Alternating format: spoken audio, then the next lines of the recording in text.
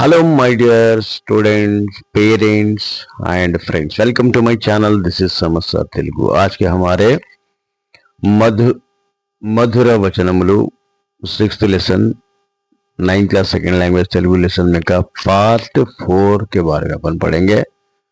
चलिए इस लेसन को लर्न करने से पहले फिर एक बार आप तमाम लोगों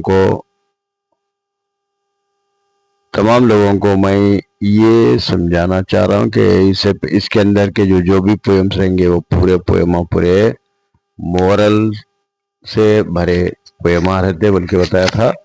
तो सबसे पहले मैं आपको व्यापार इसका पोएम बताता हूँ।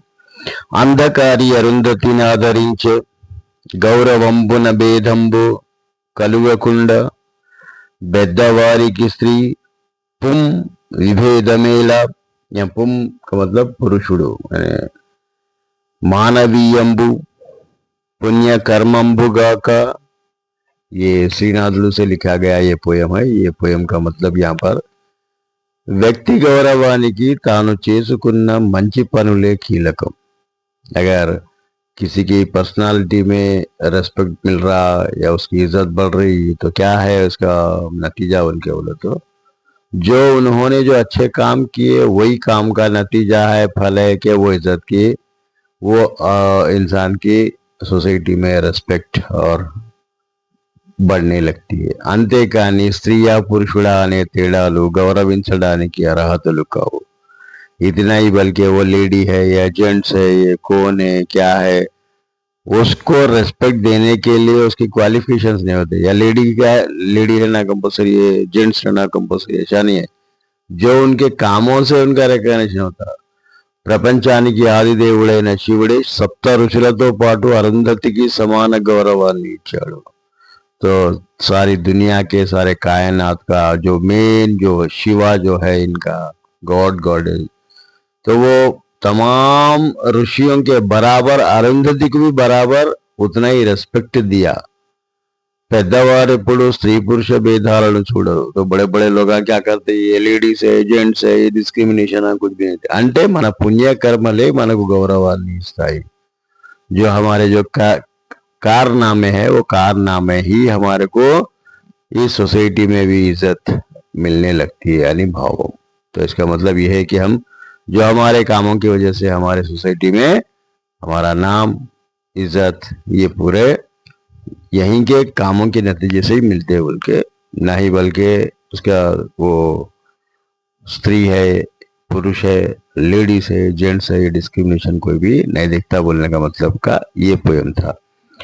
नेक्स्ट पोएम हमारे पास ఎక్కడి నుండియో కూడును నిక్కములై తోచునొక్క నిమిషంబున దామెక్కడికో విరిసిపోవును డక్కవు సంపదలు మేగుడంబరము क्रियन। कोरवी गोपराजु से लिखा गया ये पोयम ఎక్కడి నుండియో కూడును ఆకాశములో మేఘాలు ఎక్కడి నుండియో వచ్చి నిజంగా అక్కడ ఉన్నాయా అనిపిస్తాయి।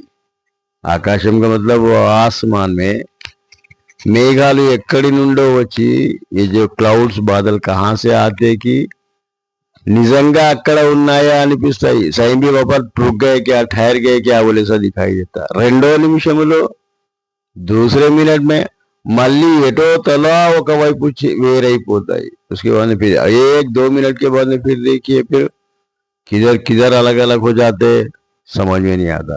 ఒక్కటిగా ఉండవు और पूरे मिलजुल के एक जगह ले संपदा కూడా అంతే।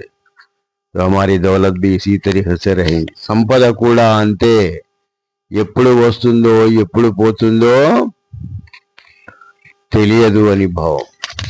यानी कब आता कब जाता ये किसी को पता नहीं रहता। जैसा कि आसमान में बादल जब आते हैं तो आके ठहर जाते हैं, तो फिर उसके बाद में फिर 1-2 मिनट के अंदर अंदर फिर वो अलग इधर उधर भटक के चले जाते हैं। तो हमारी दौलत भी इसी तरीके से है, वो कब आती कब चले जाती किसी को कुछ भी पता नहीं है बोलने का मतलब। శరణాగతుండగు వానిన్ గరునందనువైననిచ్చి కావంగదగు భూవరుణకున్ భక్షికి నైతన శరీరమాంసంబు శిబి యసంగడే కరుణన్ शरणागतुंडगु वाणी। दो अब आपके अलावा मेरा कोई दूसरा रास्ता नहीं, बोल के जो अपने पास आके जो गिड़गिड़ाने लगा, वाणी कर्ण तो कापाड़ा ली, उसे रहम करम करके उसको बचाने की कोशिश करना। అవసరమైతే మన శరీరం త్యాగం కూడా త్యాగం చేయాలి, हो सके तो अपनी जान भी कुर्बान करने के लिए तैयार है। ఎలాగంటే జసాకే తనను కాపాడమని వచ్చిన పావురాన్ని శివి కాపాడుతా అన్నాడు। वो शिवी चक्रवर्ती क्या करता, मुझे बचाओ बोल के एक कबूतर आ जाता, तो वो कबूतर को ठीक है मैं तुझे बचाऊंगा అందుకు ఆ శివి చక్రవర్తి తన శరీర మాంసమంతా కరుణతో ఇచ్చాడు। तो तब क्या करा वो शिवी चक्रवर्ती, अपने जिस्म से काटता चला गया, वो तराजू में डालता चला गया। इस तरीके से अपना जिस्म का पूरा गोश्त पूरा उसको दे के पावरा कापाड़ाడు। ये मेरे पास आया था, मेरे से मांगा था, हेल्प मांगा था, मदद मांगा था, तो उसका जब मेरे पास जब आ गया तो मैं उसका आगे पीछे कुछ भी नहीं देखता हूँ। तो इसलिए मैं क्या करता हूँ, हो सके तो मेरी जान ले लो लेकिन मुझको आप बचाना है बोल के इस तरीके से वो पावरा कापाड़ाడు। वो जो कबूतर था वो कबूतर को इन्होंने बचा के रख दिया। तो चलिए फिर समस्या तेलुगु चैनल को लाइक करिए, शेयर करिए, सब्सक्राइब करिए, एक प्यारा सा कमेंट लिखिए और लाइक करने में शेयर करने में कंजूसी मत करिएगा।